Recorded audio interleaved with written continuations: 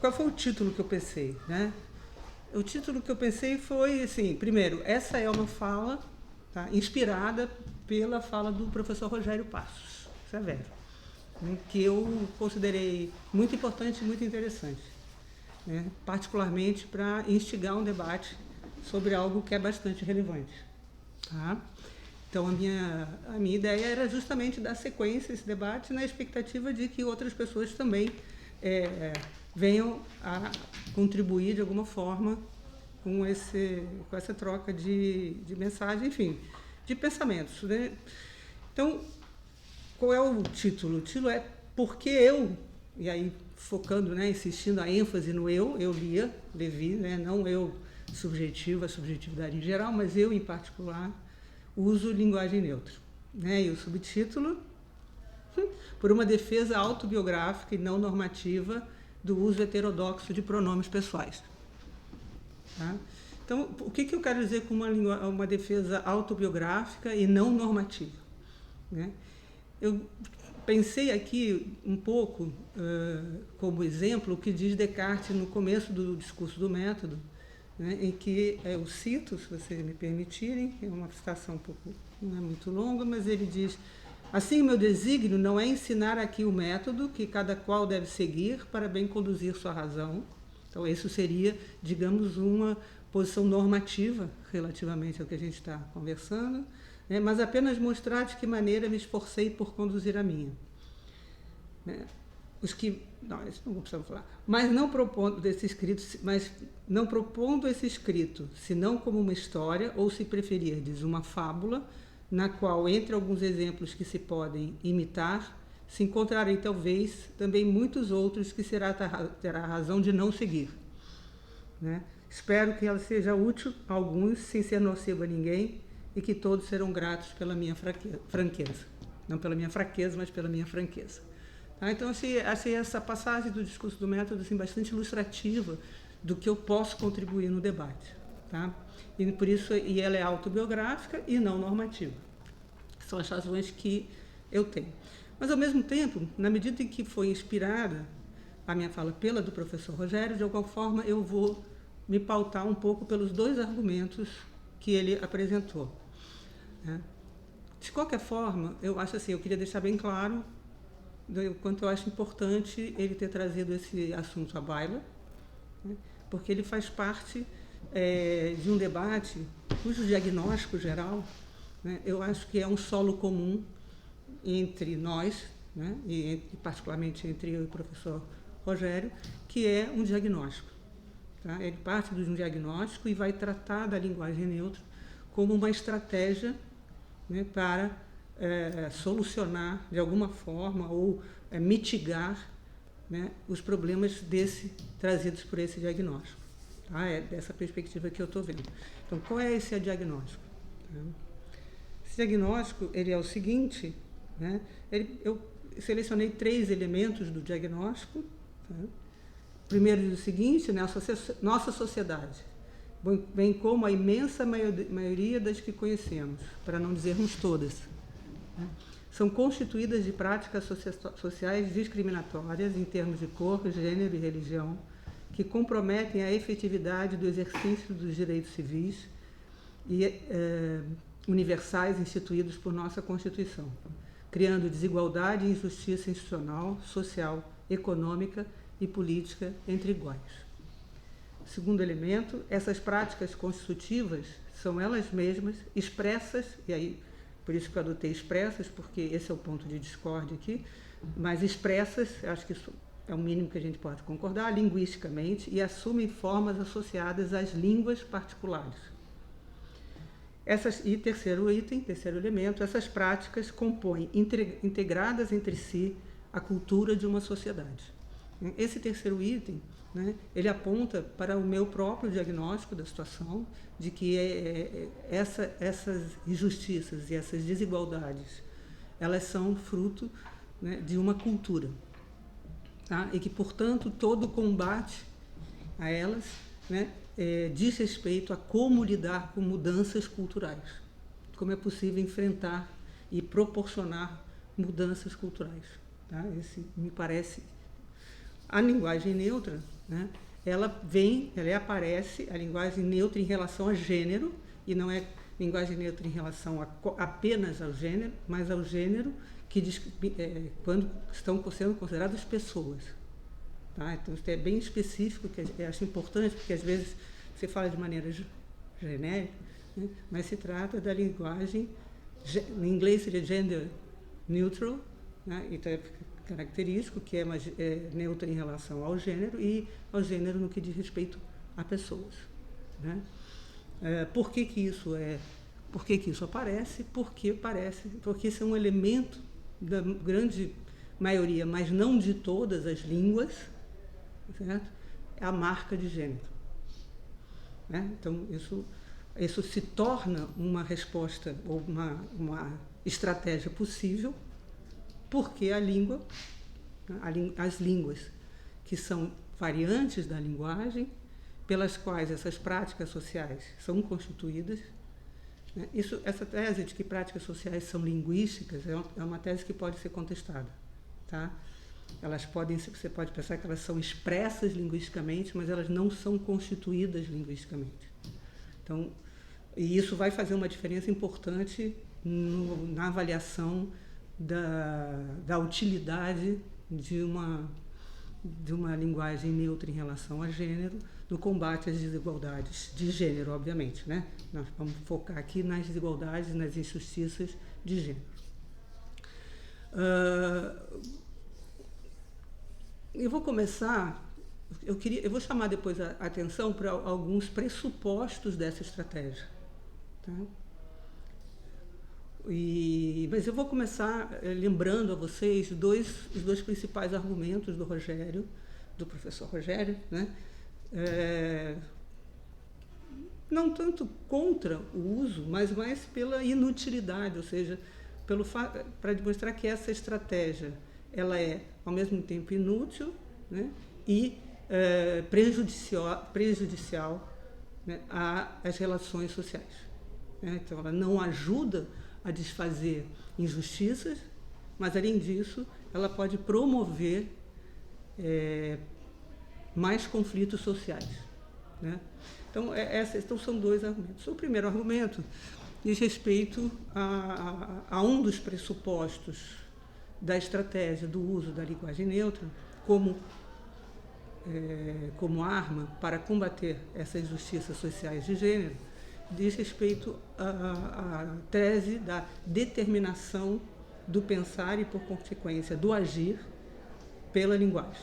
Né? Então, isso é uma hipótese que foi levantada na década de 30 e retomada, se não me engano, na década de 40 e 50 por dois linguistas. Né? Provavelmente, isso aí já é palpite meu, né? Educated Gaskell, né? Provavelmente influenciados pelos escritos de investigações filosóficas de Wittgenstein, tá? Que foi, de fato, teve um impacto importante nos estudos sociais, da sociologia das ciências sociais do período. Né? Digamos, apresentaria aí um novo tipo de abordagem para tratar de problemas de ordem social. Então, e o professor Rogério trouxe argumentos para afirmar que essa tese é falsa. Então, o segundo argumento diz respeito agora, então, isso nesse sentido, né, o uso da linguagem neutra em relação a gênero, ela seria inútil. Ela não teria o poder de desfazer ou de combater desigualdades de gênero e injustiças de gênero. Né? O segundo argumento é que diz respeito agora ao caráter prejudicial desse uso, né, dessas propostas, dessa abordagem, que diz respeito agora a um fenômeno que ela promoveria, que é o de tribalização, tá, dos grupos sociais, né, entre quem usa e quem não usa linguagem de gênero, e que, portanto, ela traria um problema de ordem política, tá? De ordem política. Não só social, mas também política, social e política. Tá? Eu vou abordar esses dois. E claro que, como eu uso linguagem neutra, que é o título da minha fala, né, pelo menos eu vou estar supondo, no mínimo, né, que estão negando a tese 2, e não necessariamente a tese 1. Tá? Mas eu estou recusando a tese 2. Ou, pelo menos, vendo que há benefícios nessa tribalização. Tá? Então, mas isso a gente vai discutir. Então, se nós vimos esses dois argumentos, quanto ao primeiro argumento da tese, é que eu não sei pronunciar o nome dos dois cientistas, Sapir-Whorf, né? Que é a tese da determinação do pensamento pela linguagem, tá? Ela não, veja, a gente pode colocar dessa forma, que ela é um pressuposto do uso da linguagem neutra em relação ao gênero, ou pelo menos uma outra versão de que há uma determinação da linguagem em relação ao comportamento, tá? As crenças ou ao comportamento. Você pode introduzir um intermediário, que é o pensamento às crenças, mas no final das contas o que vai fazer diferença é a relação entre a linguagem e o comportamento. A primeira observação que eu queria fazer sobre isso, que eu tinha pensado em fazer depois, mas eu acho que é melhor fazer agora, né, é que, na verdade, embora a gente use a expressão linguagem neutra, não há como ter uma linguagem neutra. O que se tem são línguas neutras, estratégias de neutralização dos marcadores de gênero nas línguas particulares. Tá certo? Porque isso é importante, a distinção entre língua e linguagem. Porque você não consegue fazer uma eliminação de marcadores de gênero na linguagem se, por exemplo, algumas línguas nem têm marcadores de gênero. Tá? Então, essa é uma questão importante que eu não sou linguista, não posso responder. Então, um dos problemas de eu não dar uma... Por que eu estou aqui fazendo uma fala não normativa? Porque justamente eu não domino uma série de disciplinas que são absolutamente centrais para tratar de forma mais aprofundada desse tema. Então, estou trazendo reflexões que são de ordem pessoal, né, a partir da minha experiência como professora de filosofia. Então, há um problema mais fundamental da relação entre língua e linguagem e da relação entre marcadores de gênero, se são características da ordem da linguagem ou da ordem da língua. A minha hipótese aqui, que eu estou apostando, que é uma aposta, né, é que são marcadores da ordem da língua e da cultura, e não são marcadores da ordem da linguagem. Tá? A linguagem ela deve permitir marcadores de gênero, mas ela não pode determinar que haja marcadores de gênero. Entendem a diferença? Porque senão não poderia ter línguas com e sem marcadores de gênero. Então a linguagem, sendo uma estrutura mais fundamental do que a língua, e que deve estar estruturando toda a língua particular, então eu faço uma conexão mais próxima entre a língua e a cultura, né, e a linguagem, né, e os marcadores de gênero estão associados à língua e à cultura. Bom, isso posto, depois uma outra distinção importante, que estavam lá naqueles elementos para reflexão, é a relação entre linguagem e lógica. Tá? A relação entre... Porque no caso da língua você tem problemas ou questões de ordem lexical, que é tipicamente um tema associado à linguagem neutra, né, em relação ao gênero, não apenas em relação aos pronomes, mas em relação a outros, tratamento, nomes de cargos e etc. Isso é da ordem lexical. Tá? Então, você vai ter questões de ordem gramatical da língua e você vai ter problemas de ordem lexical da composição, né, da criação de termos do léxico. Né? Isso diz respeito à história, a uma linguística histórica de línguas. Tá certo? E isso, portanto, mais uma vez, faz parte da história da cultura. Por fim, uma terceira hipótese que eu achei que era importante esclarecer antes de apresentar o contra-argumento e entrar, então, depois numa discussão mais geral, é a distinção...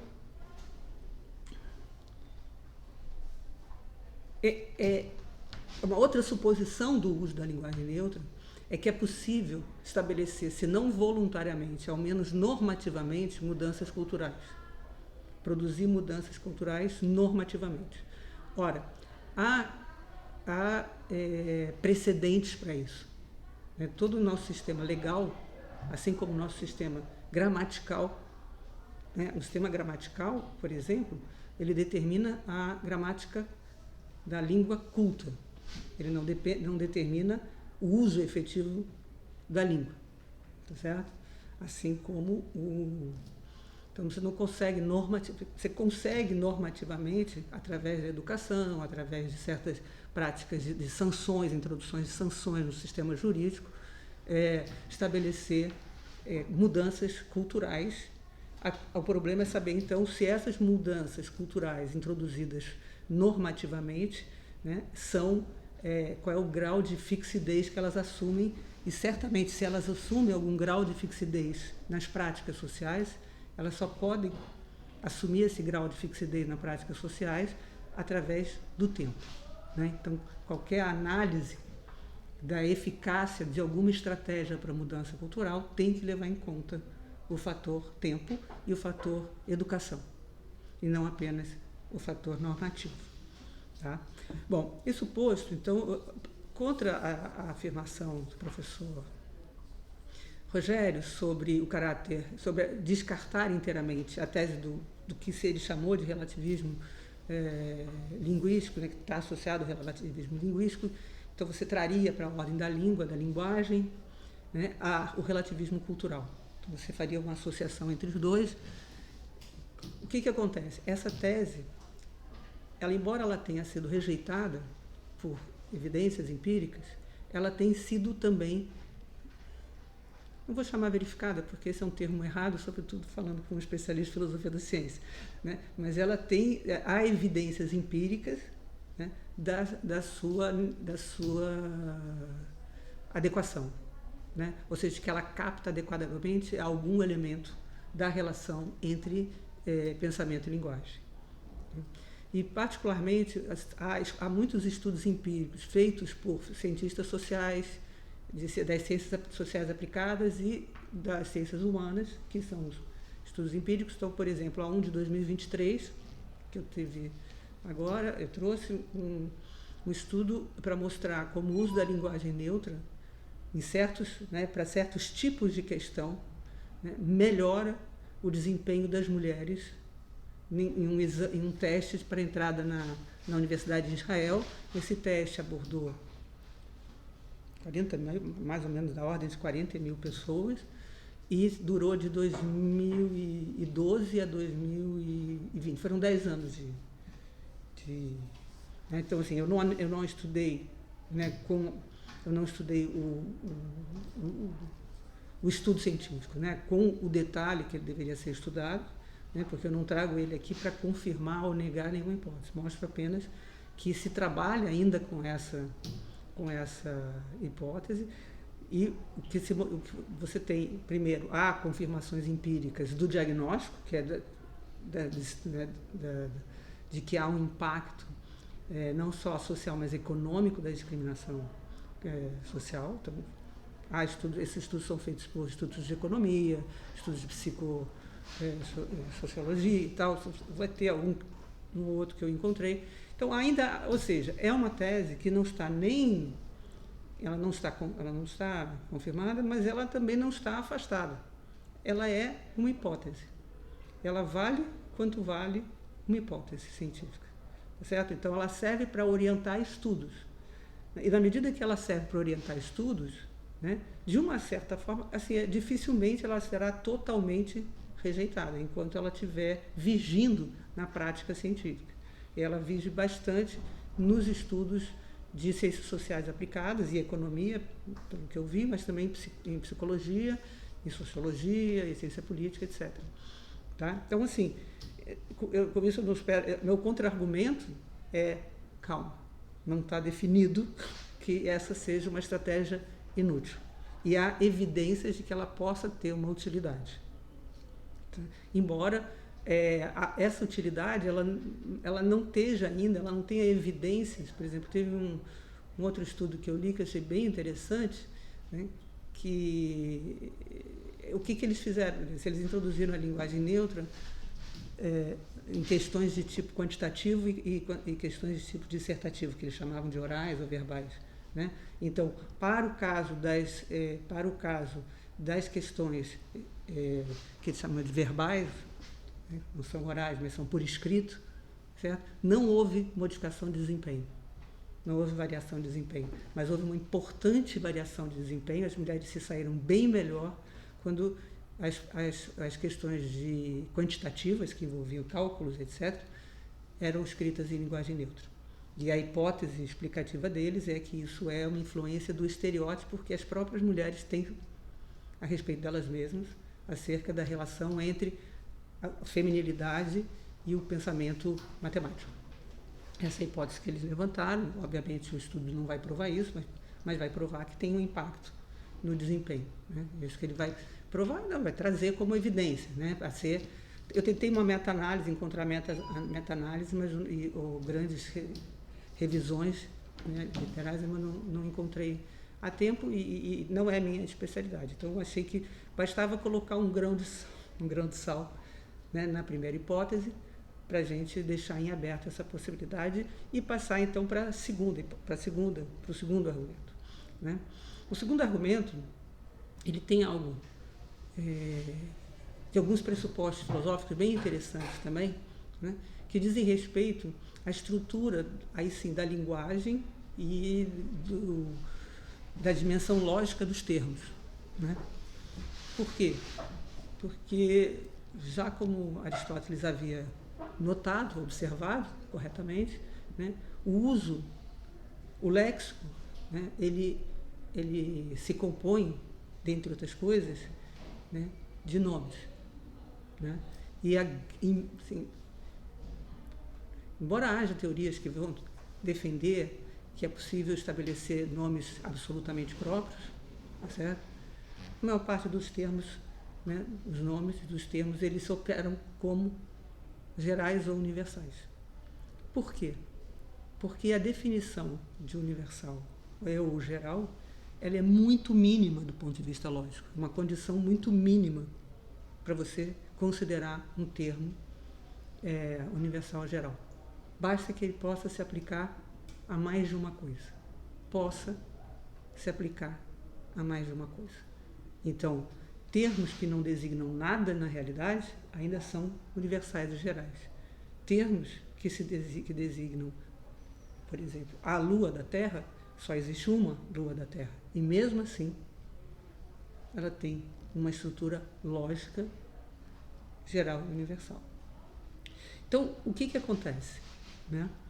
É claro que quando você pensa em usar a linguagem neutra como estratégia para evitar a discriminação, o que vai acontecer?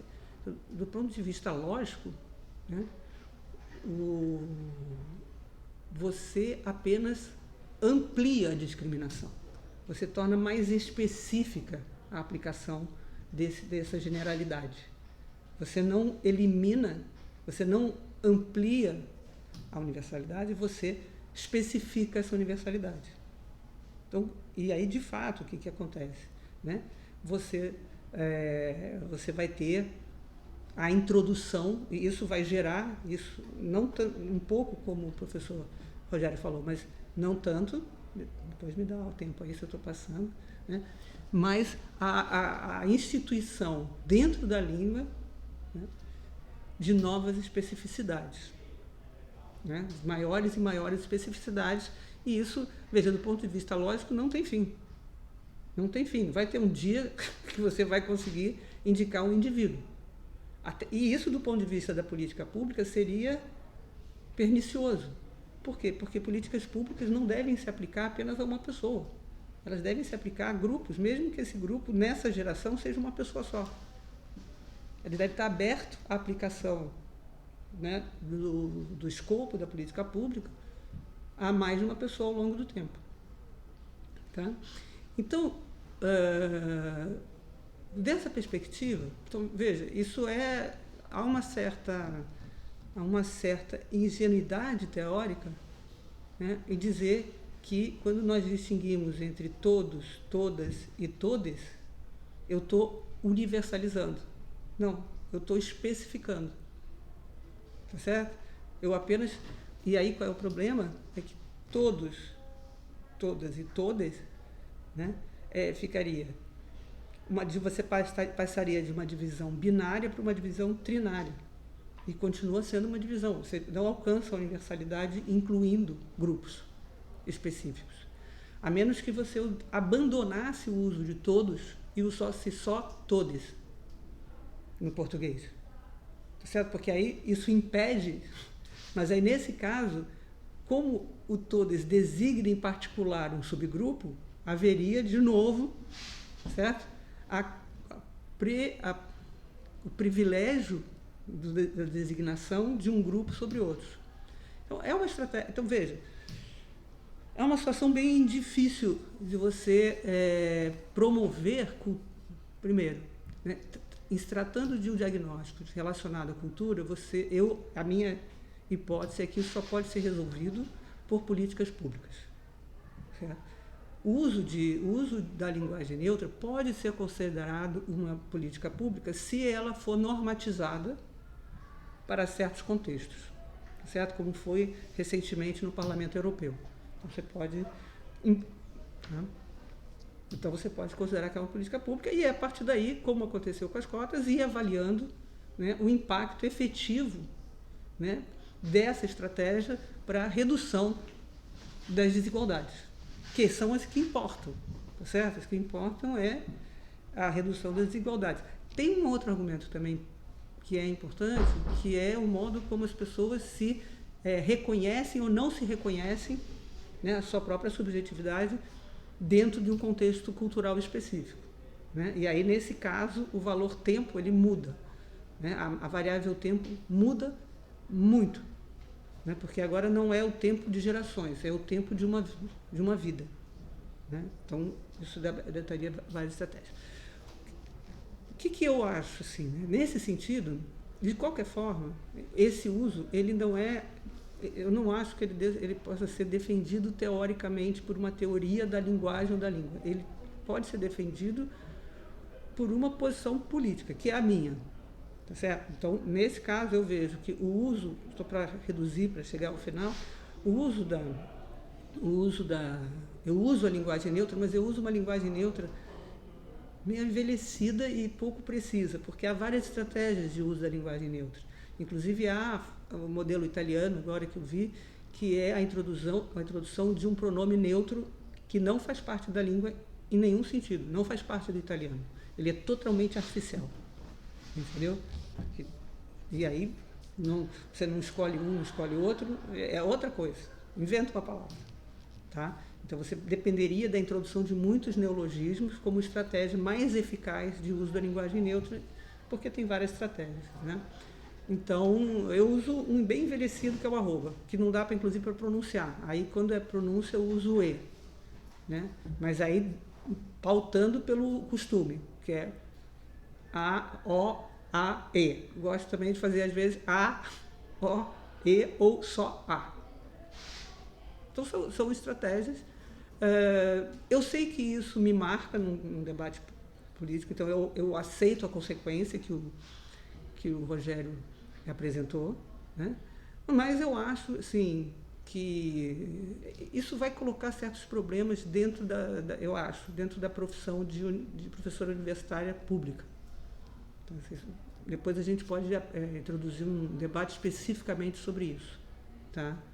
Mas, de um ponto de vista pessoal, que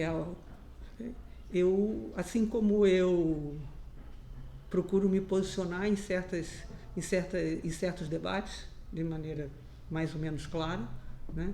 Eu procuro me posicionar em certos debates. E aí eu trago a minha experiência como uma mulher branca, cis e homossexual, né? Então, e eu vejo, embora eu não tenha lugar de fala, né, em relação a problemas de identidade de gênero, não experimento problemas de identidade de gênero, né? Eu conheço as dificuldades de um outro tipo de minoria, né?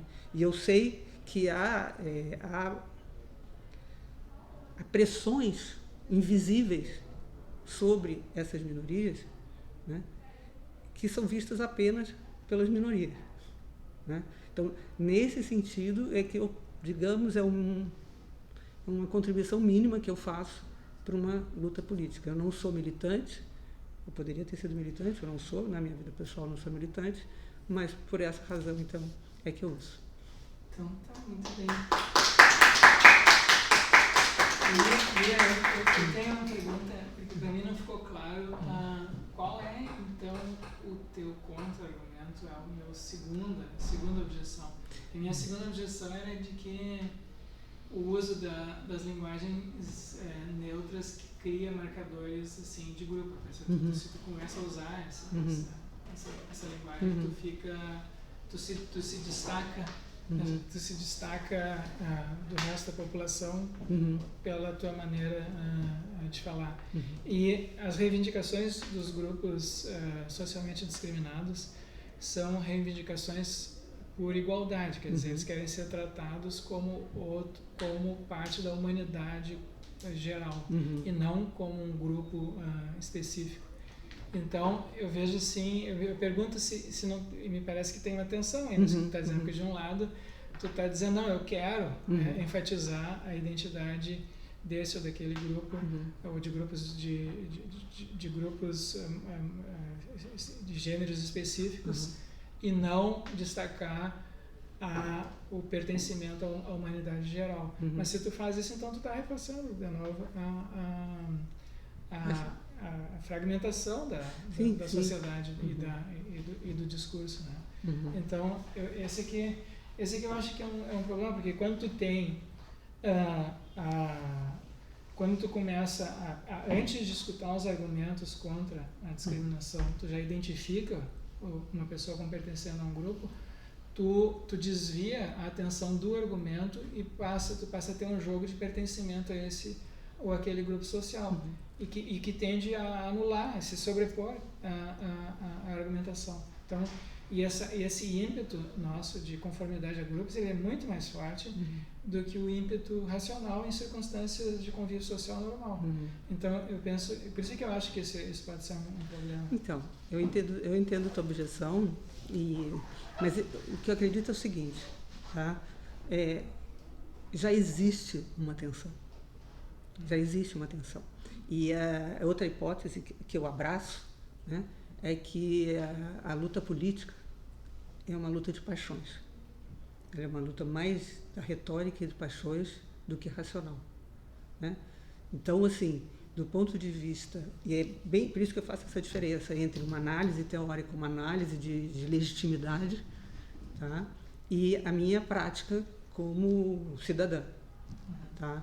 Nessa prática, eu acho que essa tensão já existe, e é inclusive interessante porque eu não adotava linguagem neutra até um certo momento.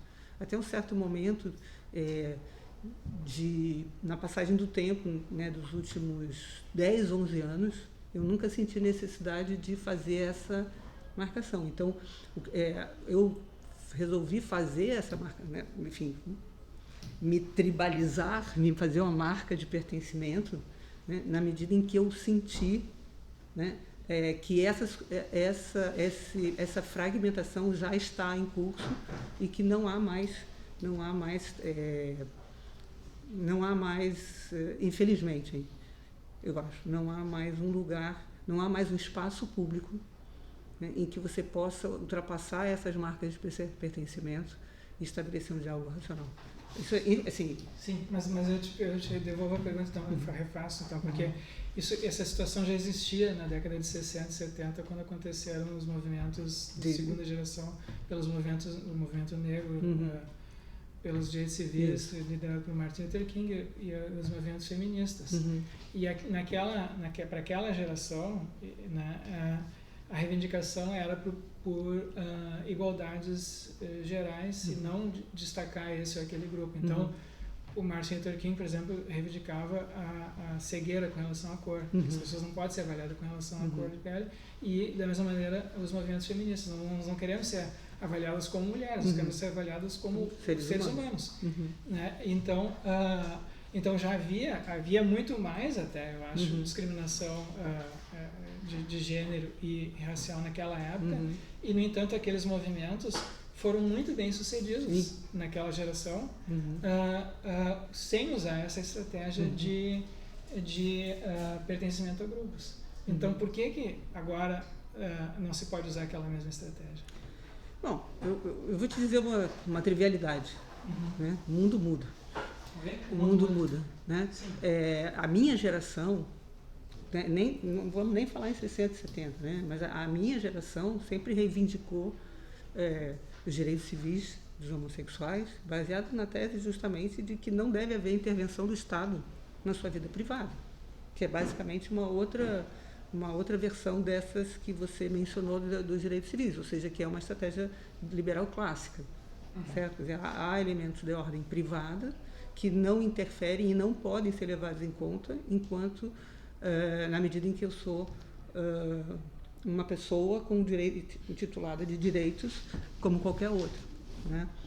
Ocorre que eu acho que há dois elementos importantes aí. Eu acho que há uma evolução dos direitos civis, de conquista de direitos civis, e que alguns outros passaram, então, a serem percebidos como ainda não podendo ser gozados. Né? Então, isso, acho que a percepção de que há digamos, o preconceito, ele se tornou subterrâneo, para usar uma outra variante do estrutural. Acho que o estrutural sempre foi, mas estrutural no sentido de que isso está presente nas práticas, nas micropráticas, em pequenos.